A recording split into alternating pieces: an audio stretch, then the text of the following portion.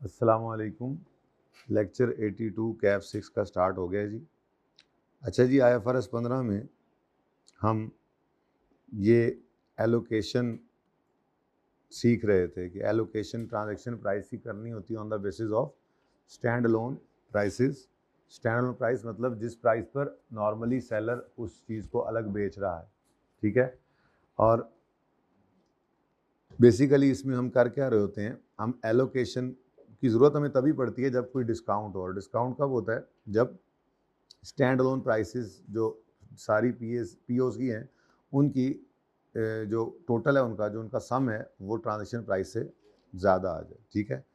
फिर हमने इसमें कहा था अगर किसी को स्पेसिफिकली कोई डिस्काउंट एलोकेट हो रहा हो पीओ को तो उसको एलोकेट स्पेसिफिकली ही करना चाहिए और रेजिडुअल अप्रोच लगाने से पहले पहले ये करना चाहिए। तो असल बात अप्रोच से पहले क्या की थी हमने कि जी अगर selling price stand alone price जो है वो किसी भी पीओ की अवेलेबल ना हो तो हम उसको 3 मेथड से कैलकुलेट कर सकते हैं। एक था expected cost plus margin approach, दूसरा मार्केट असेसमेंट अप्रोच और तीसरा रेजिडुअल अप्रोच, ठीक है जी। अच्छा, ये थोड़ी सी प्रैक्टिस इसकी ज़रा मज़ीद कर लें। पेज 37 पे एग्जाम्पल 6 है, ज़रा इसको देखें।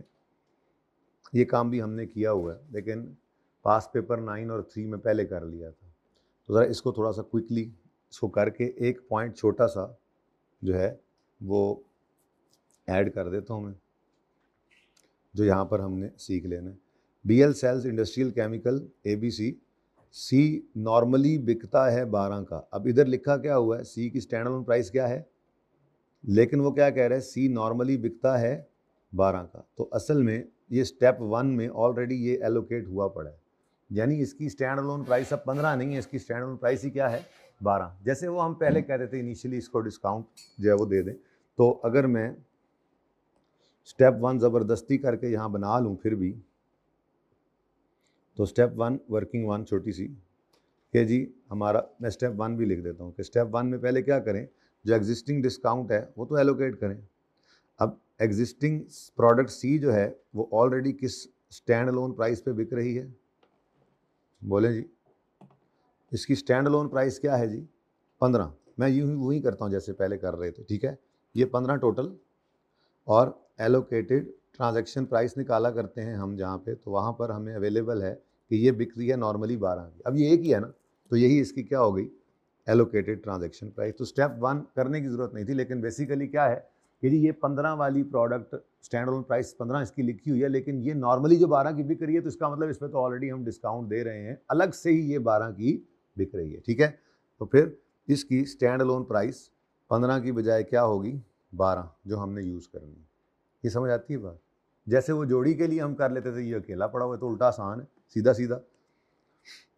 उसके बाद आपका नॉर्मल स्टेप 2 जो है, जिसके अंदर आपने अब अपना वो काम करना है कि आपने प्रोडक्ट A, प्रोडक्ट B और प्रोडक्ट C को एलोकेट करनी है ट्रांजैक्शन प्राइस। तो स्टैंड अलोन प्राइस 20, 30 और 12 बन गई, ठीक है। फिर ट्रांजैक्शन प्राइस आपको गिवन है कितनी जी, an offer is launch in which all products will be sold for 62। तो 62 ये गिवन है। अब इस 62 को हमने डिस्ट्रीब्यूट करना है इन तीनों में, तो हमारे पास तीनों की स्टैंडर्ड प्राइस अवेलेबल है। तो अगला स्टेप क्या करते होते थे जी, हम इसका कर लिया टोटल, बोलो ये क्या, तो कोई बात नहीं, 20, 30, 12। इसका मतलब वो जो डिस्काउंट हम अलग से पहले दे रहे थे वही डिस्काउंट ही असल में डिस्काउंट था, बाकियों में कोई डिस्काउंट नहीं मिला। तो हम इस तरतीब पे रहे तो हमारा डिस्काउंट उसी प्रोडक्ट को ही एलोकेट हुआ है। बाकी अब फ़र्क नहीं पड़ता, लेकिन फिर भी अपनी तरतीब को याद रखने के लिए इसको साइड पे कर दिया हमने। और अब यहाँ से हम क्या कर देंगे, जर्नल एंट्रीज। ठीक हो गया जी? अच्छा, कुछ समझ आया थोड़ा? आगे बढ़ते हैं। नेक्स्ट क्या है, an entity sells 2 products, oven is sold at 30,000, electrical heater is sold at, इसकी मार्केट प्राइस नहीं अवेलेबल, कॉस्ट अवेलेबल है और नॉर्मली इसको बेचा जाता है, हो सकता है, जल्दी से लिखो साथ, छोटी सी example. We are selling 3 products, printer for 6, computer for 9, security camera price is not available, offer is that we are selling all for अच्छा, अब ये क्या है जी, कहीं पे कोई डेटा गिवन नहीं है, तो फिर क्या करना पड़ेगा, प्रिंटर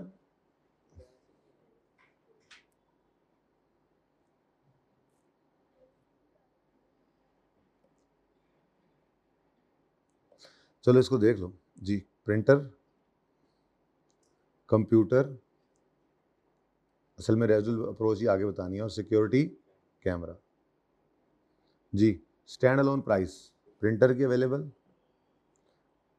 कंप्यूटर की अवेलेबल, स्कैनर की अवेलेबल नहीं, जिस वजह से हम यहाँ पे आके रुक गए। फिर ट्रांजैक्शन प्राइस अवेलेबल, जी हाँ, हमने कहा है जी कि 20 रुपये के ये सारी चीज़ें ले लो। अब ना मार्केट असेसमेंट अप्रोच गिवन, ना ही cost plus margin approach given, तो फिर मजबूरी है रेजिडुअल अप्रोच के लिए क्या करेंगे, ट्रांजैक्शन प्राइस को ही टोटल बना लिया जाता है, और फिर बैलेंसिंग फिगर कितनी 5 जो है ये सिक्योरिटी कैमरा को एलोकेट हो गई। और इस सूरत के अंदर अब ये वाली यूज़ नहीं हो सकती, फिगर्स हैं ही कोई नहीं, ये बेसिकली जनरल एंट्रीज के लिए हम यूज़ कर लेते हैं। ठीक है, रेजिडुअल अप्रोच 9 भी हो जाएगा जी, सिंपल है। रेजुअल अप्रोच इसलिए कराया कि मैंने 10 और 11 में ज़रा रेजुअल अप्रोच करानी है आपको। ठीक है, we are selling 2 products, computer and printer. Computer को बेचते हैं 40 का, प्रिंटर की प्राइस नहीं पता हमारे प्रिंटर की, लेकिन मार्केट में कंपेटिटर इस जैसा प्रिंटर 12,000 का बेच रहे हैं, और rating out of 5 is 3 for हमारा कंप्यूटर एंड 4 फॉर कंपेटिटर का कंप्यूटर, और हम ये दोनों को बेचना चाह रहे हैं। तो ये बिल्कुल वैसी एग्जाम्पल ही है, ज़रा प्रैक्टिस के लिए इसको कर लीजिए। अब ये क्वेश्चन असल में करवाना था आपको, पहले नकल वाले थे। देखें जी, एक छोटा सा कॉन्सेप्ट है, बस वो यहाँ पे देना है, फिर बस ये खत्म। N N T regularly sells product A B C and D individually, thereby establishing following stand alone selling prices A B C. लेकिन डी के बारे में क्या कह रहा है, ये 15 से 45 तक जहाँ कहीं को मुर्गा फंस जाए बेच देते हैं। स्टैंड अलोन प्राइस इसकी रेंज गिवन है, exactly stand alone price given नहीं। इन एडिशन कहता है entity regularly sells B and C together for 60, एक ये जोड़ी है, and A B and C भी टुगेदर फॉर 100, एक ये जोड़ी भी है। लेकिन एलोकेट करना है ट्रांजैक्शन प्राइस को, अगर हम ए बी सी डी 130 की बेच रहे हैं। अब स्टेप 1, स्टेप 2, फिर कहीं जाके स्टेप 3, यानी कि 2 वर्किंग्स पहले करनी पड़ेंगी। एक इस बी प्लस सी जोड़ी की ट्रांजैक्शन प्राइस एलोकेट करनी पड़ेगी, फिर ए बी सी को भी करना पड़ेगा। तो ए प्लस बी से जो ट्रांजैक्शन प्राइस एलोकेटेड वाली निकलेगी वो फिर ए प्लस बी प्लस सी वाले में यूज़ होगी, फिर वहाँ वाली उठाकर लेके जाएंगे आगे। ठीक है, तो शुरू करते हैं जी अब फिर काम अपना। स्टेप 1 जी, बी और सी टुगेदर, बी और सी टुगेदर बेचते हैं नॉर्मली जी, बोलिएगा 40 और 55। अच्छा, बी और सी है, सॉरी, 55 और 45। अच्छा जी, और ये नॉर्मली हम बेच रहे हैं टीबी, नॉर्मली हम बेच रहे हैं कितने की, 60। अब एलोकेट करें जी, टोटल कितना बनता है 100 ये, और ट्रांजैक्शन प्राइस क्या है जी 60, एलोकेट करें तो 33 और 27। ठीक हो गया जी। स्टेप 2 में आ गए। फिर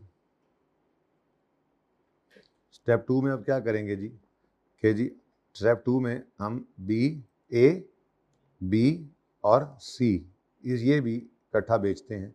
तो स्टैंड अलोन प्राइस इनकी क्या है 40, लेकिन जी हाँ, ये अब एलोकेटेड ट्रांजैक्शन प्राइस यूज़ करेंगे 33, और क्योंकि ऑलरेडी ये तो डिस्काउंटेड वाली है। ठीक है जी। अच्छा, उसके बाद ट्रांजैक्शन प्राइस क्या गिवन है जी, इस तिस्सर को हम कितने में बेचते हैं जी 100 में, तो ये 100 आ गया।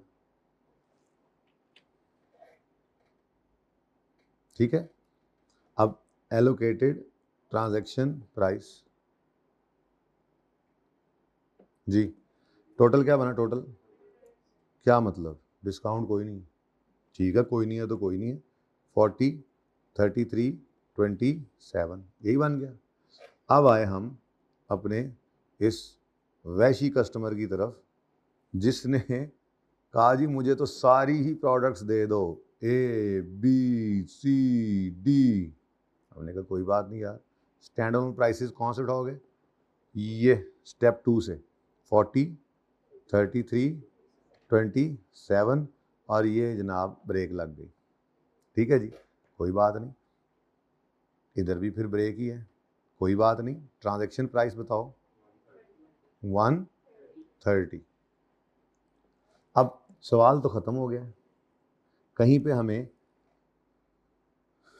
नहीं गिवन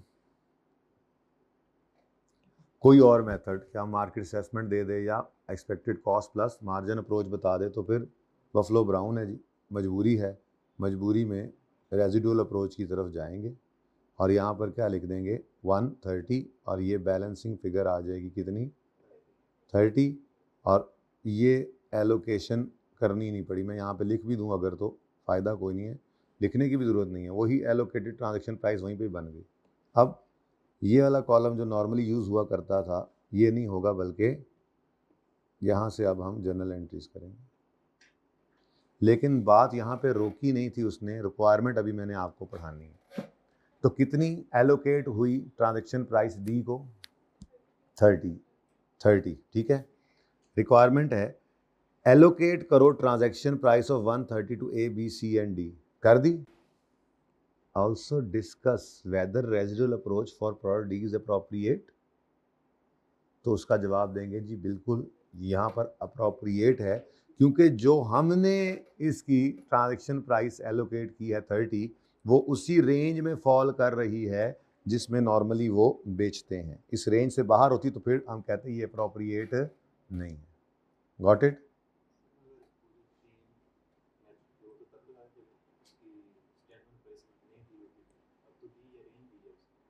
नहीं बेटा, रेंज है ना, तो क्या लें बताओ। मतलब उसने कहा है कि जी आप 15 से 45 तक जहाँ कोई ग्राहक फंस जाए, फंसने की बात है, आप उसको उस पर बेच देते हैं। अब 15 लें, 45 लें, 20 लें, 40 लें, क्या लें, 35 ले लें, 30 ले लें, एवरेज ले लें, नहीं ना ले सकते। एक रेंज दी है ना उसने, स्टैंडर्ड प्राइस क्या है 15 से 45, इसके दरमियान में कुछ हो। तो हमने कहा अगर हम इस कॉन्ट्रैक्ट में रेजिडुअल अप्रोच यूज़ करें तो जो ट्रांजैक्शन प्राइस एलोकेट हुई है डी को वो अप्रोप्रिएट है, क्योंकि वो उसी रेंज में है जिसमें नॉर्मली हम इसको बेचते हैं। हाँ, ये अगर मिसाल के तौर पे ये 125 का होता तो यहाँ पे क्या आता 25, तब भी अप्रोप्रिएट था। ये 120 का होता तब भी, बात समझ आ रही है? अच्छा, ये 140 होता तब भी ये अप्रोप्रिएट ही होता, क्योंकि उसी रेंज में फॉल कर रहा है। ठीक है, मतलब पूछ वो ये रहा है कि रेजुलर अप्रोच जो तुमने लगाई ये तो नहीं, देखो ना, एक है अलग से डी को बेचना, ग्राहक जहां आया 15 से 45 तक फंसा, हमने बेच दिया। एक ये है इस कॉन्ट्रैक्ट में आपने बेचा, तो कहीं ऐसा तो नहीं कि इस कॉन्ट्रैक्ट के चक्कर में नॉर्मली जो अकेली बिकती थी उससे भी आप बहुत कम बेच रहे हो, रेजुलर अप्रोच के इनअप्रोप्रिएट तो नहीं हो जाती। तो एक रेंज है हमारे सामने, ठीक है। डिस्काउंट वैसे भी हो सकता है हमारी 15 रुपये कॉस्ट हो, मैं मिसाल दे रहा हूँ, तो कॉस्ट से नीचे तो बेचना वैसे ही मुनासिब नहीं है। मैक्सिमम डिस्काउंट यही देता है ना सेलर, कि जितने की चीज़ खरीदी, चलो यार पुराना माल है निकाल दो, नया ले आते हैं, कॉस्ट टू कॉस्ट ही निकाल दे।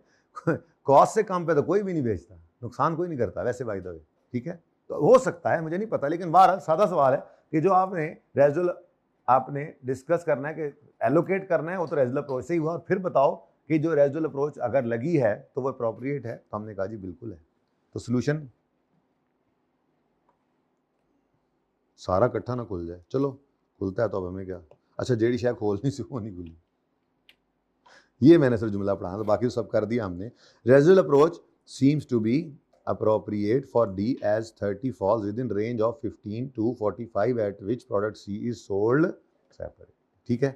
अच्छा, अब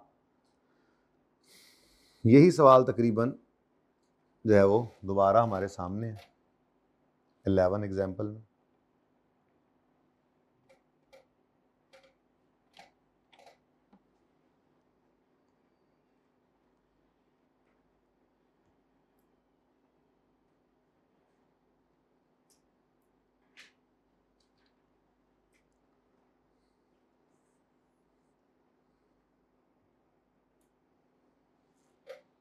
अच्छा जी, अब इधर देखें, हो सकता है यहाँ भी रेजिडुअल ही लगे। सवाल पढ़ते हैं, anti regular sells A B C वही सब चल रहा है, 40, 55, 45 और 15 to 45। In addition anti regular sells B and C together for 60, step 1 तो सेम है। A B and C regularly together for 100, step 2 भी सेम है। और enters into a contract with customer to sell A B C D in exchange of 105। अब समझ आ गई आपको पहले ही। अब जब यहाँ पे हमने स्टेप 3 में जाके रखना है 105, यहाँ पर क्वेश्चन मार्क है, फंस गए तो मजबूरी में इस 105 को ही उठा के इधर लिखा, और बैलेंसिंग फिगर क्या आई जी, क्या आई जी, 5। अब रेजिडुअल अप्रोच से तो एलोकेट कर दी हमने ट्रांजैक्शन प्राइस, अब जो उसने कहा था वो तो हमने कर दिया, लेकिन ऐसे ही सवाल में भी आ सकता है, ठीक है, डिस्कशन का सवाल हो तो आप फिर क्या कहोगे कि this residual approach does not seem to be appropriate as the transaction price allocated amounting to 5 is not within the, does not fall within the range given in question at which D is regularly sold। लेकिन अब इसका हल क्या है दिलावर भाई, इसका हल क्या है? इसका हल ये है कि कोई और बेसिस आप डिफरेंट यूज़ करके इसको निकालें, इससे तो नहीं निकल सकता। अब वो सवाल उसमें स्टैंडर्ड में तो बहरहाल 3 ही हैं, तो यूँ कह सकते हैं हम कि जी ये अप्रोप्रिएट नहीं है, थोड़ी हिम्मत करें, या तो मार्केट असेसमेंट कराएं, या कोई कम से कम कॉस्ट तो पता ही होगी ना आपको डी की, तो उसकी बेस पर उसको सामने रखते हुए कोई रीजनेबल सा प्रॉफिट ऐड कर लें और उस तरह से कर लें। रेजिडुअल अप्रोच सीम्स इनअप्रोप्रिएट, ठीक है ना। तो सवाल का जवाब पढ़ते हैं, residual approach seems inappropriate for D as 5 falls significantly below lowest end of range, that is 15, consequently entity should use other approaches। other approaches आपके सिलेबस में जो है आप सिर्फ उन्हीं की बात ही करें। other approaches मतलब मार्केट असेसमेंट यूज कर लो, या expected cost plus margin approach use कर लो। इसके अलावा भी कुछ और बेसिस, कुछ और अप्रोचेज हो सकती हैं, लेकिन हमारे सिलेबस में जब हम उन्हीं की बात करेंगे। भाईजान रेजिडुअल अप्रोच से काम नहीं चल रहा, थोड़ी हिम्मत करें। आप कोई चीज़ बेच रहे हैं तो खरीद के या बना के बेच रहे होंगे, तो ये तो नहीं हो सकता कि आपके पास उसकी कॉस्ट ना हो। तो कॉस्ट है, कुछ मुनासिब सा प्रॉफिट ऐड करके मार्जिन मार्कअप अप्रोच, चले मार्केट असेसमेंट आपने नहीं करानी या नहीं हो रही, कॉस्ट तो आपके पास होगी ना, चीज़ बेच रहे हैं, तो उस कॉस्ट के अंदर मुनासिब सा प्रॉफिट ऐड करके उसको इस पर बेच दें, ठीक है। मतलब वो ले लें, ट्रांजैक्शन प्राइस जो है वो स्टैंड अलोन प्राइस निकाल लें, ऐसे नहीं मुनासिब। ये रेजिडुअल अप्रोच जो है ना, ये इनअप्रोप्रिएट बैलेंसिंग फिगर दे रहे हैं, ठीक है। ये डिस्कशन वाले सवालों में आ सकता है, ऐसे ही लिखो कह दे डिस्कस, तो हम ये निकाल के कहेंगे कि ये इनअप्रोप्रिएट है और आपको कोई और अप्रोच यूज़ करनी चाहिए, for example market assessment approach या एक्सपेक्टेड कॉस्ट प्लस, ओके। और अगर वो इस तरह का सवाल दे दे कि जी सारी अप्रोच लगा के देख लो, तो हम कहेंगे जी ये सही नहीं है, तो फिर दूसरी कोई सही है। बहरहाल पता लग गया आपको रेजिडुअल अप्रोच से अप्रोप्रिएट कब नहीं रहेगी ट्रांजैक्शन प्राइस जो एलोकेटेड है, जब अगर कोई रेंज दे तो उससे भी नीचे चला जाए, ठीक है। अच्छा जी, अच्छा जी, अब ये स्टेप तो हर तरह से ही मुकम्मल हो गया। 2 छोटी छोटी एग्जांपल्स मैंने आपको, ये असल में मिटाया क्या है, ये वो सोल्यूशन जो है वो मैंने खुद कर लिया था, तो इसलिए यहाँ पे मिटा हुआ है, ठीक है। तो आपका स्टेप नंबर 4 क्या है जी? स्टेप 4, एलोकेट करो ट्रांजैक्शन प्राइस को टू पीओज। अब इसके लिए हमने क्या रूल बनाया, इसको एलोकेट करना है। एलोकेशन की जरूरत कब पड़ती है? पहली बात, जब डिस्काउंट हो। डिस्काउंट कब होता है? जब स्टैंड अलोन प्राइसेस का टोटल ट्रांजैक्शन प्राइस के टोटल से ज़्यादा हो, देयर इज डिस्काउंट। डिस्काउंट की एलोकेशन है, तो एलोकेशन करनी किस बेस पे? ट्रांजैक्शन प्राइस का on the basis of stand alone price. Stand alone price अगर गिवन नहीं है तो फिर मेथड्स कौन से यूज होंगे? 3, market assessment, cost plus margin, residual. अगर किसी स्पेसिफिक प्रोडक्ट को स्पेसिफिक डिस्काउंट दिया जा रहा है, बताया जा रहा है कि इस पे इतना है, तो उसको आपने स्पेसिफिक ही करना है। खास तौर पर रेजिडुअल अप्रोच से पहले उसने स्पेसिफिकली लिखा कि स्पेसिफिक पहले कर लो और फिर एंड पे रेजिडुअल अप्रोच लगाना, ठीक है। अच्छा जी, उसके बाद अब थोड़ा मैं चार्ज हो गया हूँ मुझे लग रहा है, मैं स्टेप 3 की तरफ आपको लाना चाह रहा हूँ, ठीक है। और स्टेप 3 क्या है, डिटरमिन करिए ट्रांजैक्शन प्राइस को। अब सबसे पहली चीज, ट्रांजैक्शन प्राइस है क्या? ट्रांजैक्शन प्राइस है क्या? वो कहता है जी transaction price is the amount, page number नहीं मिल रहा, सॉरी, 25। ये स्टेप पूरा करूंगा मैं इंशाल्लाह अभी, ठीक है, इतना ज़्यादा नहीं है, बस में आखिरी पॉइंट ज़रा टेक्निकल है और उसको कर लेंगे तो उसके बाद फिर इसको ब्रेक लगा देंगे, फिर हम कुछ कंसोलिडेशन या कुछ और प्रोविजन कुछ भी कर लेंगे, ठीक है। कर लेना, ये इजाज़त है ना जी? हाँ जी, पॉज करें जी बेटा। ट्रांजैक्शन प्राइस किसे कहते हैं? Transaction price is the amount of consideration to which an entity expects to be entitled in exchange for transferring promised goods और सर्विसेज टू कस्टमर। सादा सी बात है, ट्रांजैक्शन प्राइस वो पैसे, वो अमाउंट, कंसीडरेशन पैसे इसलिए नहीं कह रहा, कंसीडरेशन कैश में भी हो सकती है, इन काइंड भी हो सकती है। तो आपने एक सफाई वाला अभी रखना है, थोड़ी देर में एक सफाई वाला रखा, आपने उसको पैसे कैश में देने की बजाय कहा तुम्हें हम हर हफ्ता, हर महीना या हर क्वार्टर, जैसे भी आपने तय किया, उस सर्विस के एंड होने पर आपको हम जो है वो अपने कुछ शेयर्स दे दिया करेंगे। तो सफाई करते करते कुछ साल बाद वो डायरेक्टर बन जाए। सफाई करने का फ़ायदा, तो सफाई करना अच्छा काम है, ठीक है, मिसाल दे रहा हूँ। तो ज़रूरी तो नहीं है कि आप कंसीडरेशन इन कैश ही दें, कंसीडरेशन इन काइंड भी हो सकती है। बहरहाल कंसीडरेशन जो के एंटिटी का मतलब क्या है, पूरे स्टैंडर्ड में बताया आपको, सेलर। तो वो कंसीडरेशन जो सेलर एक्सपेक्ट करता है इन एक्सचेंज फॉर गुड्स और सर्विसेज जो उसने ट्रांसफर की हैं टू कस्टमर। तो जो सेलर ने गुड्स या सर्विसेज ट्रांसफर की हैं टू कस्टमर, उसके अगेंस्ट जो वो कंसीडरेशन एक्सपेक्ट करता है, उसी को कहते हैं ट्रांजैक्शन प्राइस। सादा अल्फाज में पहले दिन बताया था, ये वो चीज़ है जो दुकानदार मांग रहा है कस्टमर से।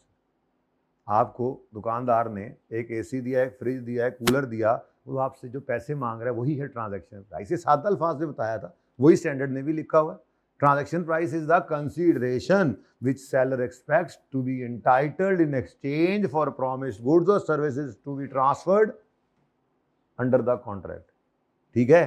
अच्छा, लेकिन इंपॉर्टेंट बात यहाँ पे क्या है, ट्रांजैक्शन प्राइस में से निकाल देना। क्या जी, क्या निकाल देना? जो अमाउंट्स आपने कलेक्ट की हैं, ये तो येलो ऊपर किताब में सर ने हाईलाइट कर दिया है, जो अमाउंट्स कलेक्ट की हैं आपने on behalf of third parties. अब इसका मतलब समझिएगा।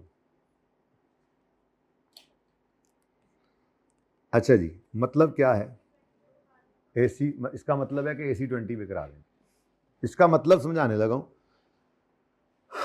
आपने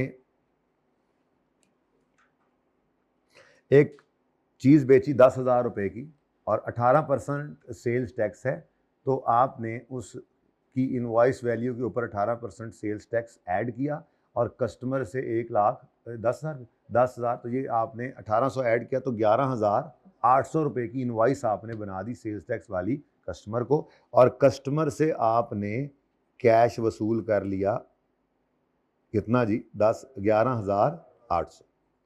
अब इसमें से आपने अपने बिहाफ, आपने किसी के बिहाफ पर जो पैसे कलेक्ट किए हैं, यानी कि सेल्स टैक्स, वो आपका रेवेन्यू नहीं हो सकता।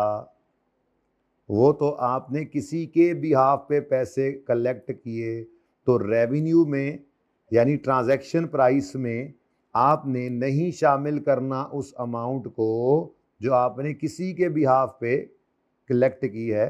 तो आपका रेवेन्यू सिर्फ कितना रिकॉर्ड हो सकता है? 10,000, बाकी का 1800 क्या है? Payable to government. Now this is sales tax की एग्जांपल। मसलन तो उसने क्या कहा था कि ये वो अमाउंट है, ट्रांजैक्शन प्राइस वो अमाउंट है जो एंटिटी एक्सपेक्ट करती है, सेलर एक्सपेक्ट करता है in return for promise goods और सर्विसेज जो उसने ट्रांसफर की टू कस्टमर, ठीक है। लेकिन इसमें आपने शामिल नहीं करना amounts collected on behalf of other parties, ठीक है। और मसलन एक और मिसाल लेते हैं जी। मिसाल के तौर पे आप जो हैं वो शाहजी जो हैं ये मुल्तान से है कोई दोस्त हमारा, क्या नाम है, अली, और अब्दुलरहमान हो ना आप, अब्दुलरहमान आप तो लाहौर से ही हो ना। अब्दुलरहमान ने अली को कहा कि यार ऐसा है तुम मुल्तान से भेजो आम, ठीक है, यहाँ मैं उन्हें सेल करूँगा। अब मिसाल के तौर पे एक गाड़ी छोटी बड़ी अब जितनी 1 लाख रुपए के आम जो है ना वो वहाँ से भेजे हैं अली ने, और कहा है अब्दुलरहमान को कि लाहौर में बेच दो और 5% मसलन तुम्हारा, ठीक है, कितना जी 10% कर लो, 5 बहुत कम है, ठीक है, 10% तुम्हारा। अब अब्दुलरहमान एक एजेंट है, अब्दुलरहमान इज एन एजेंट, और अब्दुलरहमान ने ये आम बेच लिए और कैश इसके पास कितना आ गया, पूरा 1 लाख, ठीक है जी। अब अब्दुलरहमान का रेवेन्यू क्या है, देखो जी, इसका 10% अब्दुलरहमान का रेवेन्यू है, बाकी का इसका रेवेन्यू नहीं है, बाकी तो पेएबल टू अली भाई है, कितना। अब ट्रांजैक्शन प्राइस में आपने नहीं शामिल करना उस अमाउंट को जो आपने किसी के बिहाफ पे कलेक्ट की। तो अगर अब्दुलरहमान एक एजेंट है तो इसने एजेंसी की वजह से जो अमाउंट कलेक्ट की 90,000, लाख में से 90,000 इसने कलेक्ट तो इसी ने किया है, लेकिन ऑन बिहाफ ऑफ प्रिंसिपल, तो इसको ये इजाज़त नहीं है कि ट्रांजैक्शन प्राइस अपनी के अंदर वो 90,000 को ऐड कर ले, ठीक है। तो ट्रांजैक्शन प्राइस से आपने निकाल देना है, ठीक है जी, इन दोनों चीज़ों को मिसाल दी, ठीक है, निकाल देना है उन अमाउंट्स को जो आपने कलेक्ट की on behalf of third parties, ठीक है जी भाई, सही है। चलें आगे। तो ट्रांजैक्शन प्राइस क्या है, वो अमाउंट जो सेलर एक्सपेक्ट करता है कि वो गुड सर्विसेज जो डिलीवर करेगा उसके अगेंस्ट आनी है, और ट्रांजैक्शन प्राइस में से निकाल दें आप वो अमाउंट्स, इसमें शामिल नहीं करनी अमाउंट जो आपने किसी के बिहाफ पे कलेक्ट की, ठीक है। आई कहता है an entity shall consider terms of contract and in its customary business practice determine the transaction price. अच्छा ठीक है,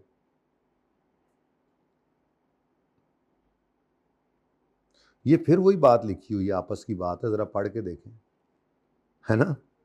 अच्छा, consideration promise in contract with the customer में इंक्लूड, अच्छा ये अब अगली बात जो है ये वैसे ही आगे हमने कवर करनी है। बहरहाल वो कह रहा है जो कंसीडरेशन प्रॉमिस की गई है कॉन्ट्रैक्ट में उसमें हो सकता है सिर्फ एक फिक्स्ड अमाउंट हो सकता है सिर्फ वेरिएबल अमाउंट हो सकता है इन दोनों का कम्बिनेशन हो। मसलन भाईजान आपको ये चीज़ें बेच रहे हैं हम, आपको ये चीज़ें जब हम बेचेंगे तो आपको हम, मसलन मैं कंस्ट्रक्शन कॉन्ट्रैक्ट्स में नॉर्मली होता है कि जी कॉन्ट्रैक्टर कहता है ये घर मैं आपको बना के दे रहा हूँ, ये इसको घर को बना के मैं आपको डिलीवर करूँगा और 50 लाख आपसे ले लूँगा।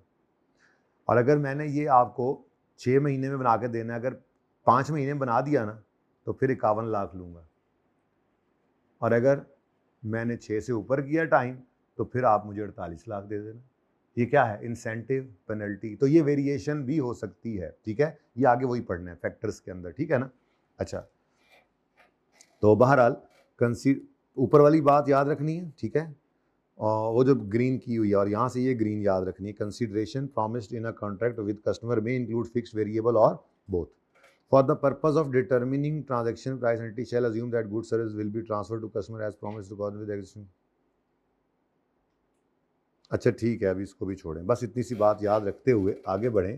बेसिकली मैं आपको समझाना ये चाह रहा हूँ कि ट्रांजैक्शन प्राइस तो सादा बात होगी ना, ट्रांजैक्शन प्राइस क्या है, वो अमाउंट जो सेलर एक्सपेक्ट कर रहा है in return of good services जो उसने डिलीवर करनी है। अब इस ट्रांजैक्शन प्राइस को असल में हमने क्या करना था, स्टेप नंबर 3 था क्या, स्टेप 3 था क्या, डिटरमिन करो ट्रांजैक्शन प्राइस। अब जो ट्रांजैक्शन प्राइस डिटरमिन करना है ना जी, इसको डिटरमिन करते हुए स्टैंडर्ड कहता है कुछ चीज़ों का ख्याल रखो। सबसे पहली चीज़ जो मैंने अभी बोली, कोई वेरिएबल कंसीडरेशन तो नहीं है, अगर है तो ध्यान रखे का मतलब क्या है, ट्रांजैक्शन प्राइस निकालते उसको कंसीडर करें ना, कि मसलन जैसे मैंने बोला फिर कॉन्ट्रैक्टर, अभी आगे एग्जांपल्स आ रही हैं, ये वाली एग्जांपल होगी। कॉन्ट्रैक्टर ने क्या बोला कि मैं आपको 5 महीने में मकान तैयार करके दे दूंगा, और अगर ऐसा हुआ 5 महीने में कर दिया, ऐसा हुआ तो आपने मुझे 50 लाख देना है। लेकिन अगर मैं लेट हो गया तो आप मुझे जुर्माना करना 50,000 कम दे देना, 49,50,000 दे देना। लेकिन अगर मैं 4 महीने में कर दूं तो फिर 1 लाख मैं आपसे बोनस भी लूँगा, 51 लाख। अब ये सवाल होगा। अब उसके बाद सवाल में लिखा होगा कि कॉन्ट्रैक्टर, अभी सवाल आ रहे हैं आगे, कॉन्ट्रैक्टर के दादा परदादा से, ये पुरखों से ये काम होता आ रहा है, ये बिजनेस करते आ रहे हैं, ये बिल्डिंग्स बनाते आ रहे हैं, और इस वास्ट एक्सपीरियंस को सामने रखते हुए कॉन्ट्रैक्टर कह रहा है कि 4 महीने क्या, मैं तो 3 महीने में बिल्डिंग खड़ी कर दूंगा इसको। अब ज़्यादा चांस क्या है, उसको पेनल्टी पड़ेगी या उसको इंसेंटिव मिलेगा? तो फिर ट्रांजैक्शन प्राइस ना 50 ना 49 बल्कि 51। ये है पहला स्टेप। अभी करते हैं कि डिटरमिन करते हुए ट्रांजैक्शन प्राइस को फैक्टर्स कंसीडर करने हैं कौन से। नंबर 1, अगर कोई वेरिएबल कंसीडरेशन है तो उसको कंसीडर करो। वेरिएबल कंसीडरेशन क्या होगी? कोई फाइन, पेनल्टी कर लें, कोई इंसेंटिव जिसको बोनस भी कह सकते हैं, और कोई पेनल्टी। ठीक है, इंसेंटिव या कोई पेनल्टी अगर है तो उसको कंसिडर करें। ठीक है जी। उसके बाद एक को थ्योरेटिकल सा कॉन्सेप्ट है तो वे लिख देता हूँ मैं। कंस्ट्रेनिंग एस्टीमेट्स, ये सिर्फ थ्योरेटिकल ही है, ये हमारे इस कैफ लेवल पे एग्जामिनेबल नहीं है, एक्सप्रेसली लिखा हुआ है आई कैप ने भी। ठीक है, कंस्ट्रेनिंग, लेकिन है तो सही ना, एक स्टैंडर्ड में लिखा हुआ, तो किताब में भी लिखा हुआ है कि constraining estimates of variable consideration. यही जो मैंने बात की थी अभी, चांस क्या है, ठीक है ना, वेरिएबल कंसीडरेशन के कंस्ट्रेनिंग एस्टीमेट्स क्या हैं, तो ये थ्योरेटिकल है, अभी डिस्कस कर लेते हैं। ठीक है जी। तीसरी चीज हम पहले ही कर चुके, सिग्निफिकेंट फाइनेंसिंग कंपोनेंट। मुझे एक बात तो बताओ, जब आपको एक लिखा हुआ मिला था कंपोनेंट, एक ट्रांजैक्शन में आपको लिखा हुआ नज़र आ रहा था कि आपने आज एक गाड़ी डिलीवर की है और 2 साल बाद इसके पैसे आने हैं और वो आने हैं 6 मिलियन, तो आपने उसको 6 मिलियन पे क्यों नहीं रिकॉर्ड किया था? बताओ, क्यों नहीं रिकॉर्ड किया था?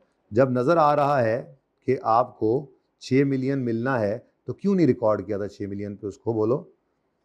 क्योंकि हाँ जी, सिग्निफिकेंट फाइनेंसिंग कंपोनेंट था, 1 साल से आगे जा रहा था मामला, तो हमने कहा था कि ये सिर्फ चीज़ के पैसे नहीं ले रहा, बल्कि जी हाँ, बल्कि ये इंटरेस्ट भी ले रहा है। तो ये हमने कैसे कंसिडर करना होता है इन फैक्टर्स को, ये अब समझ आ रहा है कि आपने सिग्निफिकेंट फाइनेंसिंग कंपोनेंट को कंसिडर करना है वाइल डिटरमिनिंग ट्रांजैक्शन प्राइस, क्योंकि आपने ट्रांजैक्शन प्राइस उसमें वो 6 मिलियन नहीं ली थी, बल्कि उसको डिस्काउंट करके मसलन 4.5 मिलियन पीवी आई थी, वो ली थी। या आज खड़े हो गए 5 मिलियन रिसीव हुआ तो आपने उसको अगर डिलीवरी फ्यूचर में करनी है तो ट्रांजैक्शन प्राइस आपने फ्यूचर वैल्यू बनाई थी। क्या कर रहे थे आप? सिग्निफिकेंट फाइनेंसिंग कंपोनेंट को ही तो कंसिडर कर रहे थे वाइल डिटरमिनिंग ट्रांजैक्शन प्राइस। तो ये भी एक फैक्टर है जो आपने कंसिडर करना है वाइल डिटरमिनिंग ट्रांजैक्शन प्राइस। ठीक है जी। और उसके बाद ये जो मैंने अभी आपको बोला कि सफाई वाला जो आपने रखा है, इसको आपने कहा है कि भैया आप सफाई करी जाओ, हम आपको अपने शेयर्स दे ही जाएंगे।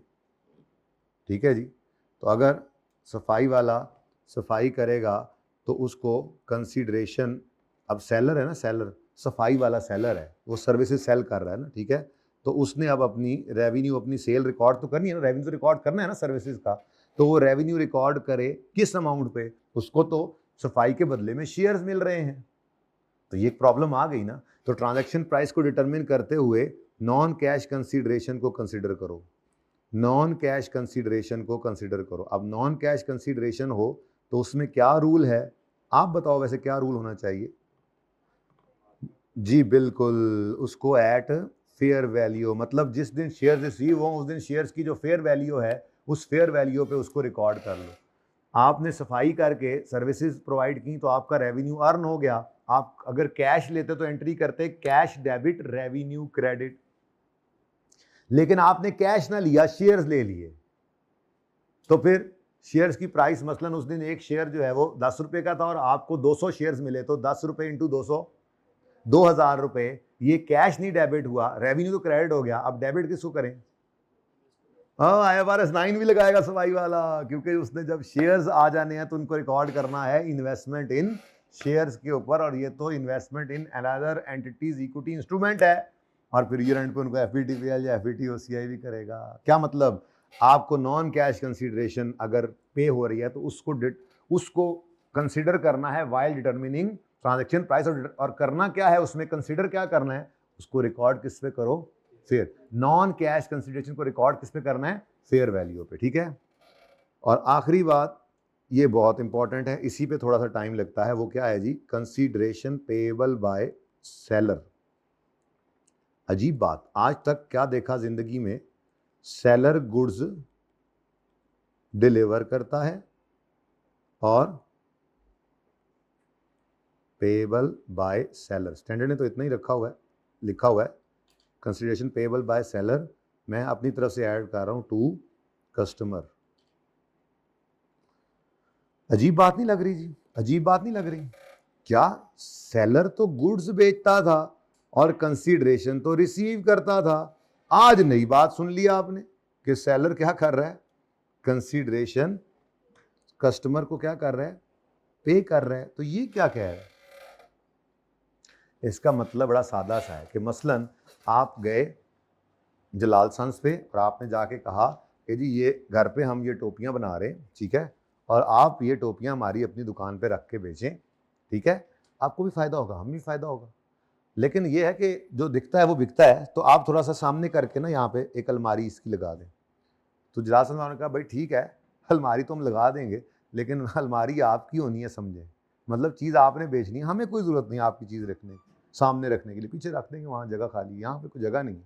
अलमारी नहीं बनानी है तो थोड़े से पैसे आप दे दें, थोड़े से।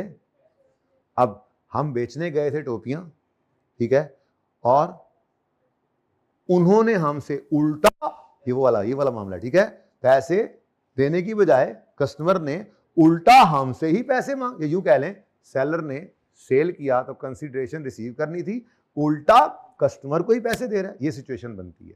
अब इसमें कंसीडरेशन क्या मतलब, कंसीडर क्या करना है, इसको डिटरमिन करते हुए ट्रांजैक्शन प्राइस को क्या कंसीडरेशन है इसकी, मतलब क्या, मतलब इसके बारे में क्या सोचना है? तो यही सादा बात कि हम वहाँ पे रखवा के आए 10,000 रुपये की टोपियाँ, लेकिन उसमें उसने 1500 रुपया हमसे ले लिया कि एक यहाँ पे मैं आपके लिए छोटी सी लकड़ी की अलमारी बनवाऊंगा। अब हमें नेट में क्या मिला? तो बस यही कॉन्सेप्ट है कि ट्रांजैक्शन प्राइस जो है वो 10,000 नहीं है, वो क्या है? क्योंकि मेरी इस consideration payable by seller to customer ने खा लिया मेरी ट्रांजैक्शन प्राइस को। ये जो होगी ना, ये consideration payable by seller to customer, ये आपकी सेल को खा जाएगी। क्या करेगी? सेल को खा जाएगी।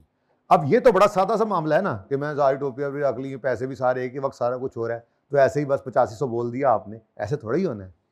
ये तो ऐसे होगा कि जलाल सन्स के साथ हम करेंगे कॉन्ट्रैक्ट, अगले साल 2 साल तक हम आपको चीज़ें बेचेंगे, और आप इस अलमारी में रख के उसको सेल कर रहे होंगे, तो वो अगले साल 2 साल ये वाला जो consideration payable by seller to customer है, वो अगले साल 2 साल सारों की सेल में इसने हेल्प करना है, तो इसको बांटना पड़ेगा। असल मसला यहाँ पे आना है, लेकिन बात बस इतनी सी है, कॉन्सेप्ट तो पहले समझे ना, ठीक है। तो वाइल ट्रांजैक्शन प्राइस है क्या? वो जो सेलर एक्सपेक्ट कर रहा है कि रिसीव करेगा, ये वही चीज है जिससे आगे कहानी चलती थी। याद करो, ट्रांजैक्शन प्राइस अगर मल्टीपल पीओज है तो ये होती है, तो उससे आगे इसकी एलोकेशन होती है और फिर रेवेन्यू रिकॉर्ड होता है। अच्छा, यही सिंगल अगर एक प्रोडक्ट थी, लेकिन सिग्निफिकेंट फाइनेंसिंग कंपोनेंट आया था हमारे सवालों में, तो अगर हमारे पास ट्रांजैक्शन प्राइस थी तो हमने सेल रिकॉर्ड की थी। वो फिर हमारे अपने रूल थे कि डिलीवरी आज, कैश फ्यूचर में, तो आज सेल बुक होनी है, तो ट्रांजैक्शन प्राइस क्या थी? PV of cash. और अगर कैश आज, डिलीवरी फ्यूचर में, तो फिर ट्रांजैक्शन प्राइस क्या थी? कैश की फ्यूचर वैल्यू। ट्रांजैक्शन प्राइस ही तो थी जिसपे सेल बुक होनी है, वही तो ट्रांजैक्शन प्राइस। रेवेन्यू बुक करने के लिए क्या चीज होती है हमारी? Transaction price. एलोकेट करके ट्रांजैक्शन प्राइस से ही एंट्री करते हैं ना, ठीक है। तो रेवेन्यू बुक करना है तो ट्रांजैक्शन प्राइस चाहिए। ट्रांजैक्शन प्राइस को डिटरमिन करने के लिए ये 5 मुंदरजा झैल फैक्टर्स को ख्याल में रखें। Factors to be considered, while calculating transaction price, an entity must consider the effect of all the following factors when determining transaction price. Number 1 variable consideration, कोई डिस्काउंट्स हैं, इंसेंटिव्स हैं, पेनल्टीज हैं, कंसिडर करो। क्या मतलब? एडजस्टमेंट ट्रांजैक्शन प्राइस में करो। इसका मतलब क्या है? ट्रांजैक्शन प्राइस में क्या करो, अगर कोई वेरिएबल कंसीडरेशन आ जाए तो उसको ट्रांजैक्शन प्राइस में एडजस्ट करो। जैसे मैंने मिसाल के तौर पे आपको समझाया था, हमने क्या किया, एडजस्ट किया वेरिएबल, कोई डिस्काउंट है, कोई पेनल्टी है।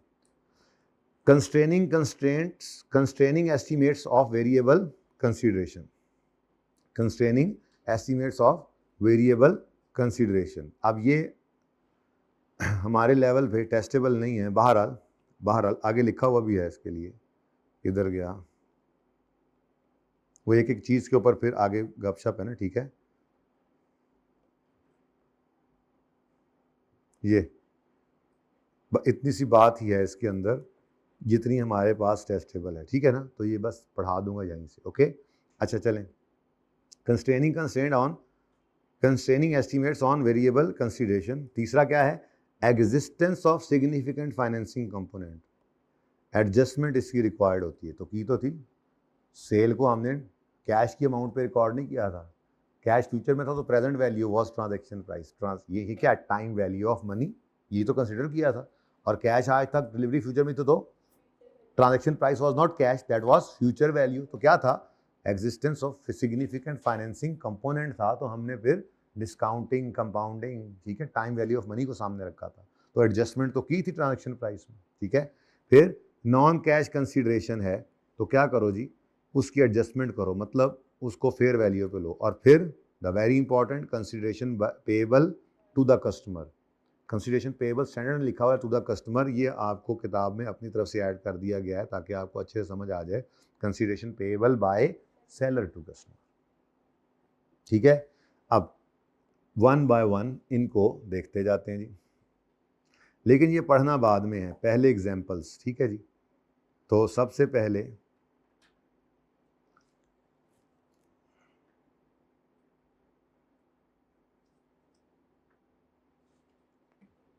चलें एग्जाम्पल 1 से शुरू करते हैं, फिर देखते हैं, सारा ऊपर से बाद में पढ़ लेंगे जी। Build company enters into a contract to build an oil rig, page number 26। If oil rig is not completed on time there will be 20,000 penalty. Build company has built similar oil rigs before and there is 90% chance that oil rig will be completed on time. What is the transaction price? अब मेरे बच्चों एक formula बना रहा हूँ आपके लिए, इसको पक्का कर लो, बस फिर ये कहीं नहीं जाता। वेरिएबल कंसीडरेशन कैसे कंसीडर करें? डिटरमिन करते हुए ट्रांजैक्शन प्राइस को हमने कहा जी कंसीडर करें फॉलोइंग फैक्टर्स, जिनमें पहला फैक्टर क्या है? Variable consideration. तो इसका फार्मूला मैं लिखवा रहा हूँ, इसका फार्मूला ये है कि आप फिक्स्ड अमाउंट लेंगे, एक फिक्स्ड अमाउंट होती है, ठीक है जी, उसमें ऐड कर देंगे कोई इंसेंटिव है तो वो, और लेस कर दें अगर कोई पेनल्टी है तो वो, बस ये फॉर्मूला बन गया, ठीक है जी। ट्रांजैक्शन प्राइस को डिटरमिन करने का फॉर्मूला ये है, अगर आप वेरिएबल कंसीडरेशन की एडजस्टमेंट करना चाह रहे हैं तो बस यही फॉर्मूला है, ठीक है, इतना सा ही है ये। आगे अब बस सवाल मुश्किल से मुश्किल करते जाएंगे, इसके अंदर 2-3 एग्जाम्पल्स हैं, आगे चल के आपने देखा था। तो ये बस स्टेप मैंने आज कराना है, ठीक है, उसके बाद छुट्टी, मतलब इस IFRS 15 की छुट्टी। कह रहे होंगे शुरू में कह रहा था तबीयत ख़राब है, मेरी असल में होगी तबीयत ख़राब पिछली, पता नहीं क्या हुआ था, लेकिन क्लास में सही होता जा रहा हूँ। अच्छा जी, अब मसलन बिल्ड कंपनी, मसलन क्या सवाल सामने है, ₹100,000 क्या है जी? Fixed amount. और वो कह रहा है अगर ऑयल रिग ना कंप्लीट हुई ऑन टाइम तो पेनल्टी पड़ेगी, लेकिन उसने बड़े ऑयल रिग्स बनाए हैं और 90% चांस है कि oil rig will be completed on time. अब यहाँ पर ना वो IAS 37 में भी आपको बताया था, एक होता है मोस्ट लाइकली और एक होता है expected value method. Most likely method तब लगाते हैं हम नॉर्मली जब दो ही पॉसिबल आउटकम्स हों, और अगर दो से ज़्यादा हो तो फिर एक्सपेक्टेड वैल्यू वो परसेंटेजेस मल्टीप्लाई करते थे। अब यहाँ पे दो ही पॉसिबल आउटकम्स हैं, नंबर 1 ऑन टाइम होगा, नंबर 2 लेट होगा। ऑन टाइम होगा इसका चांस और लेट होगा इसका चांस, दो पॉसिबल आउटकम्स ही है ना जी। अब होने का चांस ऑन टाइम ना होने के चांस से ज़्यादा है, इसलिए हम मोस्ट लाइकली की तरफ जाते हुए कहेंगे कि जी इसको ये इंसेंटिव तो था ही नहीं, पेनल्टी नहीं पड़ेगी। तो ट्रांजैक्शन प्राइस इज 100,000। ये बात समझ आई? इस सवाल में असल में ना ये स्टेप बाय स्टेप सवाल चल रहे हैं। पहले सवाल में सिर्फ पेनल्टी की बात आई, आगे चल के सिर्फ पेनल्टी के साथ फिर सिर्फ इंसेंटिव आ जाएगा, कहीं आगे चल के फिर दोनों इकट्ठे भी आ सकते हैं, वो हम देखते हैं, ठीक है ना। तो फॉर्मूला यही रहेगा, क्या ट्रांजैक्शन प्राइस डिटरमिन करनी है। तो अब पास पेपर के सवालों में भी ऐसे ही चल रहा होगा, जहाँ पे वेरिएबल कंसिडरेशन आई नहीं, आपके दिमाग में ये फॉर्मूला आया नहीं कि ट्रांजैक्शन प्राइस कैसे निकालेंगे, फिक्स प्राइस प्लस इंसेंटिव कब करेंगे, प्लस जब चांस हो के ये मिलेगा, और माइनस पेनल्टी कब करेंगे, माइनस अगर चांस हो कि ये पड़ेगी, ज्यादा चांस हो कि ये पड़ेगी, ठीक है। तो ये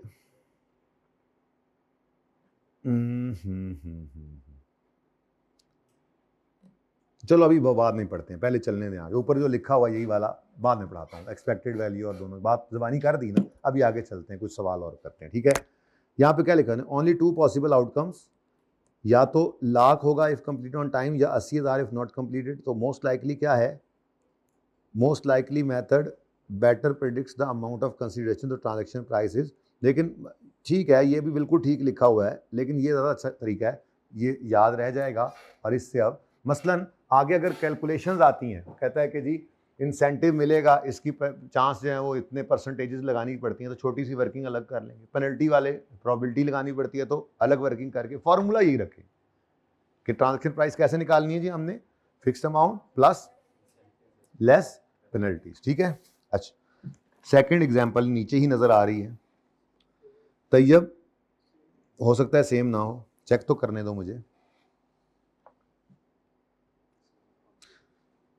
कह रहा है जी बिल्ड करेगा ऑलरेडी लाख में और ना कंप्लीट हुई तो has similar before and there is 90% chance that oil rig will be completed on time. ये तो सेम, वाकई बिल्कुल ही सेम है यार। ट्रांजैक्शन प्राइस क्या है जी, फिर यहाँ पे आ जाओ, सोल्यूशन नहीं देखना बस, इसलिए तो इधर ही देखें, फॉर्मूला बताएं, ट्रांजैक्शन प्राइस का फॉर्मूला बता दें। अगर आपने वेरिएबल कंसीडरेशन को टैकल करना है तो फॉर्मूला क्या है, ट्रांजैक्शन प्राइस का formula fixed amount plus incentive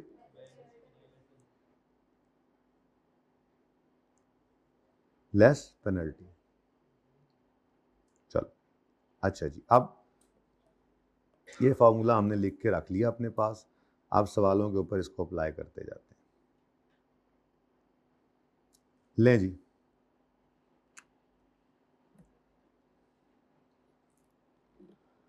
on यकम जनवरी 21 Life College has contracted with Descon Private Limited to build a new building at total contract price of, ये फिक्स अमाउंट है, ठीक है जी। टोटल कॉन्ट्रैक्ट प्राइस क्या है जी, 100 million, जो कि वादा किया उन्होंने कि कंप्लीट कर देंगे 31 दिसंबर 2021 में, ठीक है जी। The contract specifies that DCL would receive a performance bonus. DCL contractor, और इस केस में कॉन्ट्रैक्टर कौन है, सेलर। कॉन्ट्रैक्टर कौन है, असल में सेलर है ना, कि उसने बिल्डिंग बनानी है और फिर पैसे रिसीव करने। कॉलेज वाले तो कस्टमर है ना, ठीक है। ट्रांजैक्शन प्राइस इधर देखो ना, calculate following in the books of Descon, seller वो है ना, ठीक है। तो उसी ने ही ट्रांजैक्शन प्राइस किसके लिए, सेलर के लिए है। यहाँ पे तो कॉलेज वाले बिल्डिंग बनवा रहे हैं, वो सेलर नहीं है, वो कस्टमर, ठीक है। अच्छा, वो कह रहा है जी जो कि 31 दिसंबर 21 में कंप्लीट होनी है। The contract specifies that DCL would receive a performance bonus of between 1 to 10 million if construction is completed on और बिफोर 31 दिसंबर 21, ठीक है। लेकिन कुछ अनसर्टेनिटीज हैं इन deciding whether construction could be completed in given deadline, और project manager ने ये probabilities बताई हैं।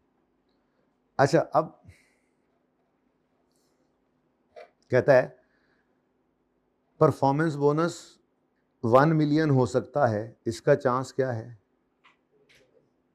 एक बात है कि वो कह रहा है कि कॉन्ट्रैक्ट में लिखा है कि वो रिसीव करेगा परफॉर्मेंस बोनस, लेकिन उसके लिए ज़रूरी क्या है, 31 दिसंबर 21 से पहले कंप्लीट होना। अब 31 दिसंबर से पहले कंप्लीट होगा तो बोनस, अब 1 to 10 पता नहीं वो उन्होंने किस स्केल के ऊपर बनाया है, वो उनका कोई होगा ना कि मिसाल के तौर पे 31 दिसंबर तक कंप्लीट होना है तो मसलन 1 मिलियन, और अगर मतलब 20 तक कर दे तो ये उससे पीछे और बोनस, तो वो बोनस ऐसे बढ़ाते जा रहे हैं, हमें इससे क्या, ठीक है। तो ये कुछ प्रोबेबिलिटीज़ हैं जी कि बोनस मिलने का चांस ये है, 1 मिलियन मिलेगा, इसका चांस 15, 3 मिलेगा, 25 मिलेगा, एंड सो ऑन। कैलकुलेट करो following in the books of DCL। सवाल में कहता है एस्टिमेटेड वेरिएबल कंसीडरेशन निकालो यूजिंग एक्सपेक्टेड वैल्यू मेथड। अब याद आई वो बात, एक्सपेक्टेड वैल्यू कैसे निकलेगा, हालांकि वो 37 में सिर्फ मोस्ट लाइकली चलता था, पर हमने उस वक्त ये दिलावर भाई को स्कर्दू भेजा था, याद है, कुछ याद आ रहा है, वो जाने का या ना जाने का चांस, फिर ये गया नहीं था, वैसे प्रोविजन हमने बना ली थी, ठीक है, जाएगा या नहीं जाएगा एक वो चांस, और दूसरा हमने कहा था जाएगा तो हवाई जहाज से या बस से, दो उसकी अलग प्रोबेबिलिटी थी, ठीक है ना। तो वहाँ पे फिर हमने मोस्ट लाइकली यूज़ किया था, लेकिन एक्सपेक्टेड वैल्यू भी मैंने करके दिखाया था। तो यहाँ पर पढ़ लेते हैं, चलो अब यहाँ पे there are 2 methods that are available for estimating variable consideration. ये दोनों मेथड्स अवेलेबल हैं। Number 1 expected value method. क्या है ये एक्सपेक्टेड वैल्यू मेथड, आइडेंटिफाई करो वेरियस पॉसिबल आउटकम्स और मल्टीप्लाई कर दो each of these by its relevant या relative probabilities and add together each, वही जैसे आपको ऐड करना सिखाया था। लेकिन ये कब लगाते हैं, अगर चुप हो तो ये कब लगाना है, जब more than 2 outcomes are available. अगर चुप हो तो फिर ये कब लगेगा, जब 1 से 2 से ज्यादा, सिर्फ 2 ही हो तो चुप के केस में क्या करोगे, मोस्ट लाइकली कर लेना, ठीक है। अच्छा, जैसे जब चुप हो तो ये लगाते हैं, ये ब्रैकेट में लिख के बताया गया। वैसे मोस्ट लाइकली में क्या करना है जी, आइडेंटिफाई करो वेरियस पॉसिबल आउटकम्स और सेलेक्ट करो सिंगल अमाउंट जो कि मोस्ट लाइकली आउटकम, ठीक है। लेकिन आपके लिए मैंने लिख दिया, अगर सवाल, कहाँ लिखूं, यहाँ लिख दूं, यहीं पे लिख देता हूं,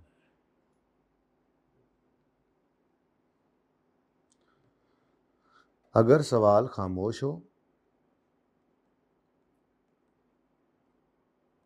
अगर सवाल खामोश हो तो 2 से ज़्यादा आउटकम्स हों, 2 से ज़्यादा आउटकम्स हों तो एक्सपेक्टेड वैल्यू मेथड, EVM नवा ना आ गया है, वो वहाँ से देख लेना। और अगर सवाल खामोश हो और 2 ही आउटकम्स हों, 2 ही पॉसिबल आउटकम्स हों तो मोस्ट लाइकली मेथड, ठीक है जी, MLM। अगर सवाल खामोश हो और इधर इन्हें से और 2 से ज़्यादा आउटकम्स हो तो, ठीक है। लेकिन सवाल तो खामोश नहीं है हमारे वाला, सवाल ने तो 2 से ज़्यादा आउटकम्स दे के खुद कह दिया, एक पार्ट में एक्सपेक्टेड वाला और दूसरे पार्ट में, तो सवाल खुद कह दे फिर तो उसको मानना पड़ेगा ना, ठीक है। चलें जी, आ जाएं वापस, ये खामोशी केस में जो है वो लिख लीजिए, ठीक है ना, ये वाला लिखा हुआ है, ये खामोशी केस के लिए लिखा हुआ था, ठीक है। अच्छा, चलें जी, यहाँ थे हम। तो पहला पार्ट क्या कहता है जी कि एस्टीमेट करो variable consideration using expected value method. तो हमने कहा जी ठीक है, बेहतरीन, एक तो होगी ना फिक्स्ड अमाउंट, ये तो फिक्स्ड है ना, कितनी, 100 मिलियन, और इंसेंटिव मिलेगा तो छोटी सी वर्किंग करें जी, इसका चांस क्या है, हमने कहा जी वो तो अच्छा खासा काम है, क्या जी, 1 मिलियन मिलेगा इसका चांस है, फिर नेक्स्ट क्या है, 3 मिलियन मिलेगा लेकिन इसका चांस, फिर 5 मिलियन मिलेगा इसका चांस, फिर 4 मिलियन मिलेगा इसका चांस, तो ये ऊपर लिखा हुआ देखो, एक्सपेक्टेड वैल्यू मेथड में क्या करो, आइडेंटिफाई करो various possible amounts of consideration, वो तो उसने कर दी थी, वो वही करके देगा, आप कहाँ से करें, और मल्टीप्लाई करो हर को अपनी रिलेटिव प्रोबेबिलिटी से, अभी मल्टीप्लाई किया हमने परसेंटेज से, और तीसरा स्टेप क्या है, इनको सब को ऐड टुगेदर कर दो, वो प्लस प्लस वैसे ही करते आ रहे थे, तो आंसर क्या आया जी 3.6, ठीक है, इसका आंसर 3.6 आ गया, तो ये वर्किंग से हमने निकाला, और पेनल्टी का कोई जिक्र सवाल में था नहीं, तो क्या आ गई जी ट्रांजैक्शन प्राइस 103.6, ठीक है जी। अच्छा, और अगर हम मोस्ट लाइकली की तरफ जाएं,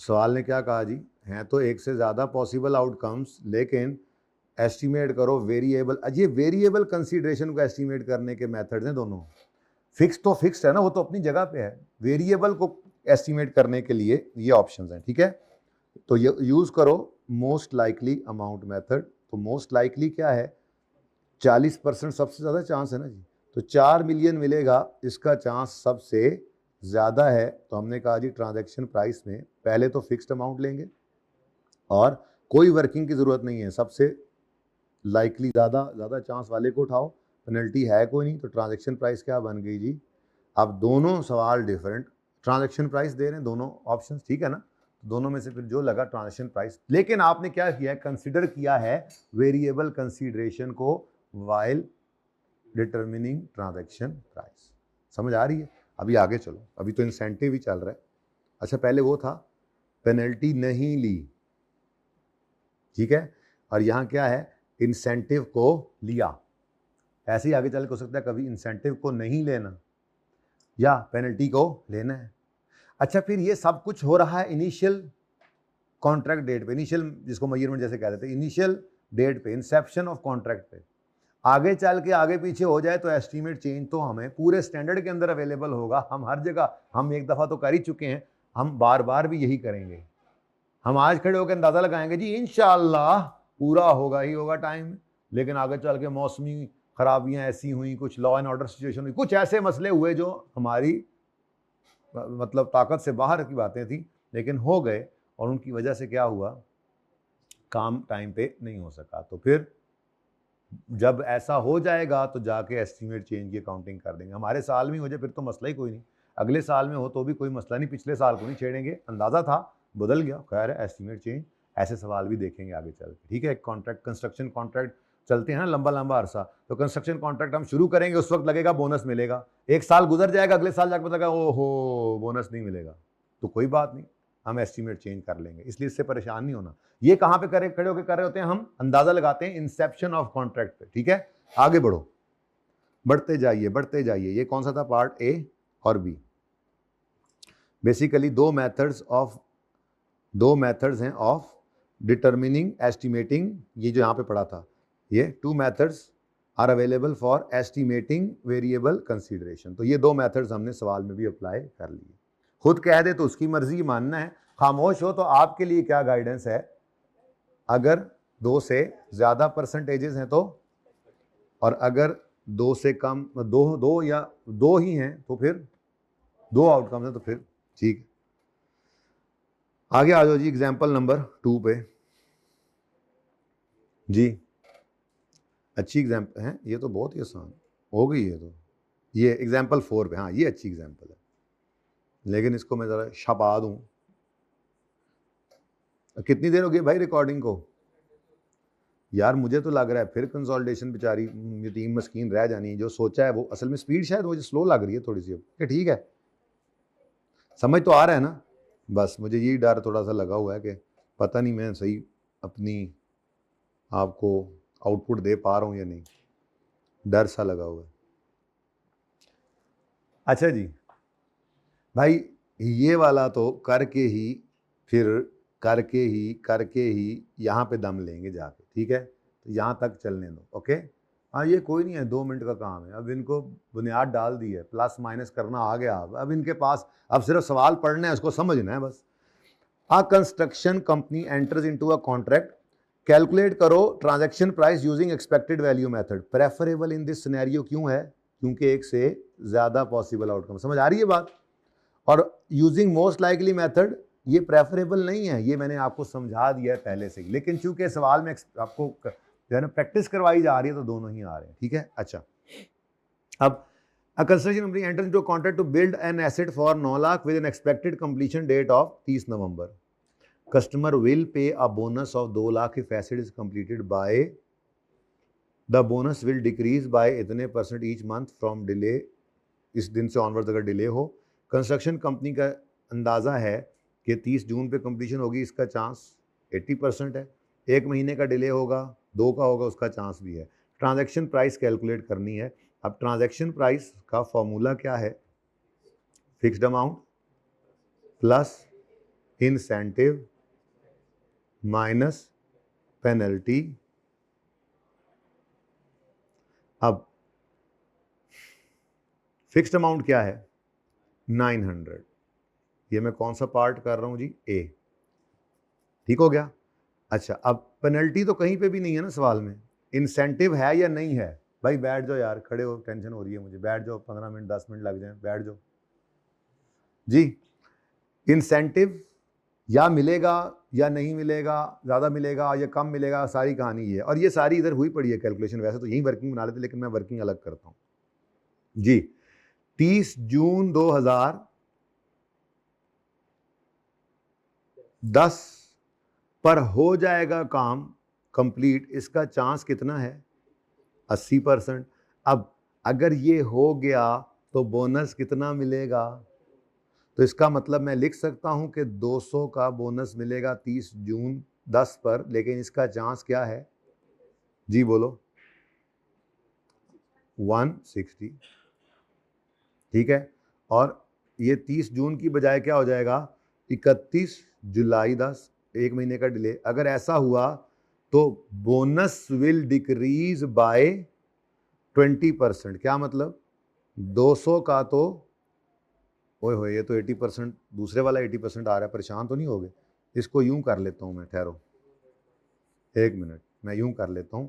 बोनस की अमाउंट पहले अलग निकालते हैं, ठीक है ना। तो बोनस 200 ही होगा, बोनस 200 होगा। अगर 30 जून 10 पे हम कंप्लीट कर लें तो बोनस 200 होगा। और इसकी प्रोबेबिलिटी क्या है कि ये हो जाएगा? तो फिर बोनस के मल्टीप्लाई करके रुपीस निकालो, क्या आता है? 160। लेकिन अगर ये 1 महीने से डिले हुआ तो बोनस की अमाउंट 20% कम हो जाएगी। तो 200 माइनस 20% 200 कितना? 160। और ऐसा होने का चांस क्या है? 15%। बताओ जी। 20।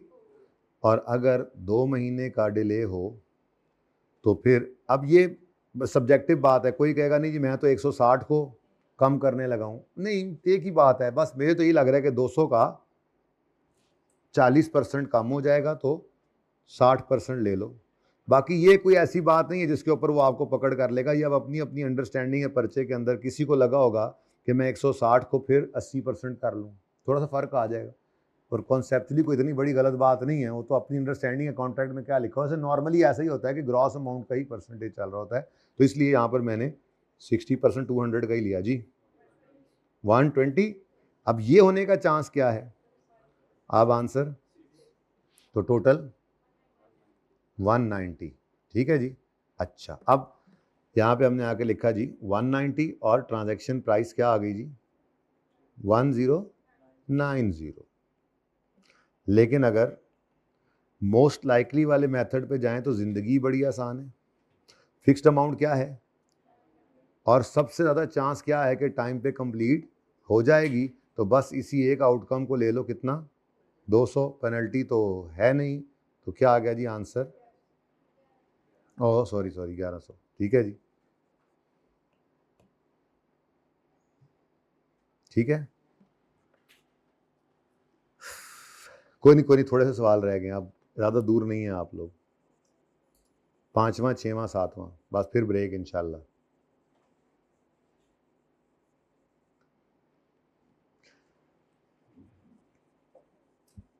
ये तो ऐसे ही है ना कार्रवाई प्रोग्राम, असल तो सवाल मैंने आपको कराना है 7वां। फिर बस ब्रेक करते हैं जी। An entity enters into a contract, बस एक ही हमें तो धुन सवार है कि ये फॉर्मूला हमें याद हो जाए, fixed amount plus incentive minus, और इंसेंटिव कब ऐड करोगे, जब उसका चांस हो के मिलेगा, पेनल्टी कब माइनस करोगे, जब उसका चांस है पड़ेगी। अब वो कैलकुलेशन के दो तरीके हैं, एक्सपेक्टेड वैल्यू मेथड या ये समझ आ रही है, मैं इससे स्लो नहीं चल सकता, बार बार इसलिए बात कर रहा हूँ, बस याद हो जाए, ठीक है।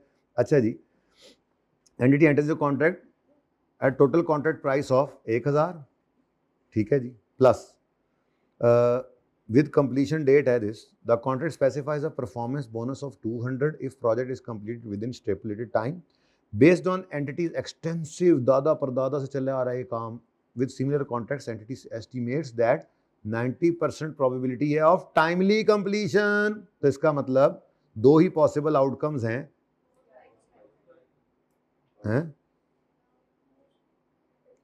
अच्छा आप जवाब दे रहे हो, मुझे लगा शायद मैंने कुछ गलत कर लिया। मैंने कहा दो ही पॉसिबल आउटकम्स हैं, तो फिर क्या करेंगे, मोस्ट लाइकली वाला। तो मोस्ट लाइकली क्या है, मैंने कहा शायद 200 लिखा और वो गलत हो गया, परेशान करता उसी मैंने। 1200 क्या आ गई जी, ट्रांजेक्शन प्राइस, ठीक है। Next, Titanium enters into contract with Delta, पक्का हो गया अब तो।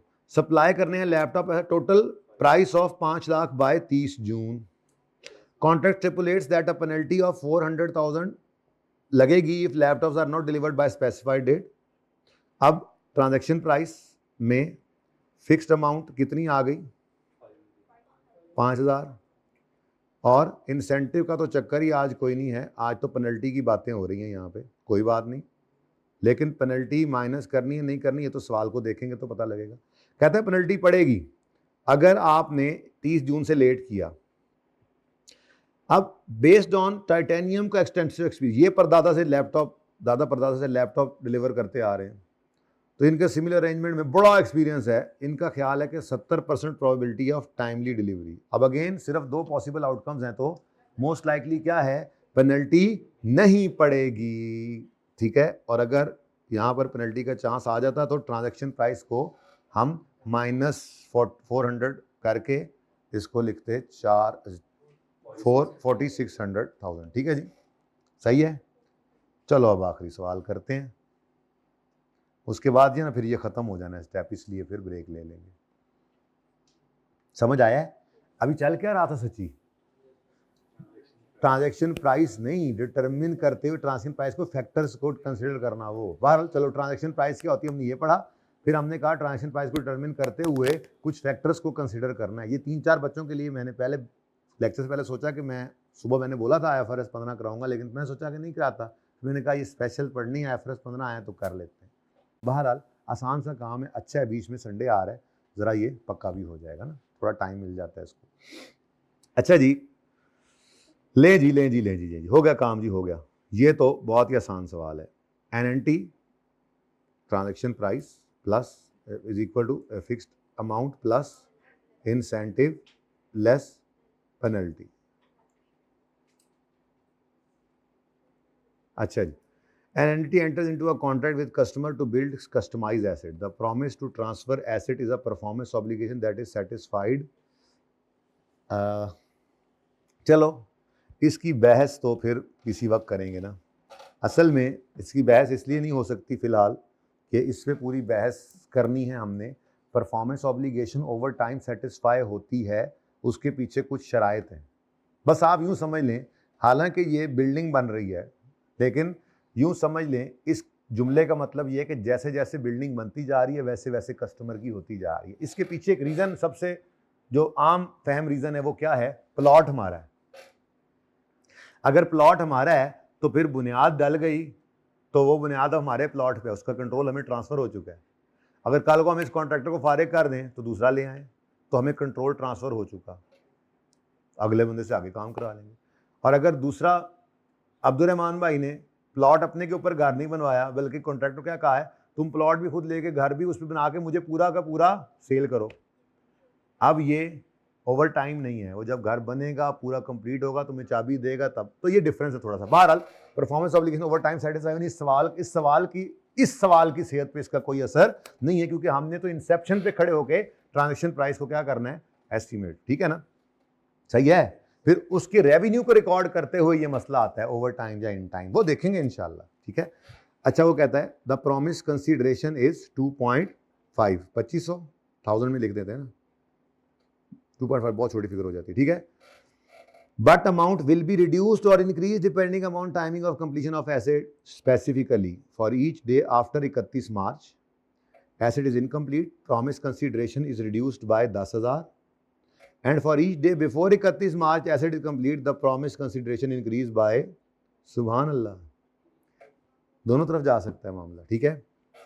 इन addition upon completion of asset एक तीसरा बंदा आके चेक करेगा, अगर घर अच्छा लगा, स्पेसिफिक रेटिंग मिल गई, तो सेलर को एक बोनस भी दिया जाएगा अच्छे काम का। इस बोनस के मिलने का चांस क्या है, अब एक है टाइम पे कंप्लीट होना या ना होना, वो एक चीज है, और दूसरा क्या कह रहे हैं, जब भी कंप्लीट हो टाइम से या लेट, उसके बाद एक बंदा आएगा, उसकी इंस्पेक्शन करेगा, और अगर उसको स्पेसिफाइड रेटिंग मिल गई तो सेलर को एक बोनस मिलेगा। लेकिन काम इतना अच्छा करता है ये कि इसका चांस है कि रेटिंग तो मिलेगी ही मिलेगी, तो इसका मतलब इंसेंटिव तो 150 दो पॉसिबल आउटकम्स हैं, उसके हिसाब से ऐड कर लो। अब अगली बात पेनल्टी के ऊपर चल पड़नी है। हो सकता है यहां पे भी इंसेंटिव निकल आए कि टाइम से पहले ही कंप्लीट हो जाए, फिर इंसेंटिव, और बाद में हुआ तो पेनल्टी। लेकिन वो क्या कह रहा है, considering various uncertainty in deciding whether construction will complete in given time, project manager was presented the following probabilities. ओह, बात ही डिले से शुरू हो रही है, यानी टाइमली कंप्लीशन का तो सवाल ही पैदा, इसका मतलब पेनल्टी हो सकती है, ठीक है। अब एक दिन का डिले आएगा, वर्किंग नंबर 1, ठीक है, वर्किंग शुरू हो गई, हाँ जी, एक दिन का डिले आएगा, तो एक दिन के डिले पर कितना जुर्माना पड़ता है, 10,000, तो 10,000 रुपया आपको जुर्माना पड़ेगा। लेकिन इसका चांस क्या है, ठीक है जी, कितना, अच्छा 2 दिन का डिले भी हो सकता है जी। अच्छा, अगर 2 दिन का डिले हुआ तो ये कितना हो जाएगा, इनटू करने की जरूरत है, समझ आ रही है। इसका चांस कितना है जी, हाँ जी, और 3 दिन का डिले हो सकता है जी, तो 30,000 रुपया जुर्माना पड़ेगा। इसका चांस क्या है, टोटल क्या बना, अब 17,000 क्या है जी, पेनल्टी। अब चूंकि एक से ज्यादा पॉसिबल आउटकम्स थे, तो सवाल की रिक्वायरमेंट को मैंने नहीं देखा उसने, क्योंकि सिर्फ लिखा होता ट्रांजैक्शन प्राइस, तो बेस्ट अब ऑप्शन ही क्या है, तो हमने यहाँ पे आकर लिखा -17, तो ट्रांजैक्शन प्राइस क्या आ गई, 2633, ठीक हो गया, यही है। चलिए, अब यहाँ पे आके वो फॉर्मूला बन नहीं गया, बस पहले लेस पेनल्टी और ऐड बोनस यहाँ पे लिख दिया सोल्यूशन में उन्होंने। बहरहाल हम तो पहले वक्त से ही इसको लेकर चल रहे हैं, ठीक है जी। चलें जी, अभी यहाँ पे पार्ट 1 को क्लोज कर दें।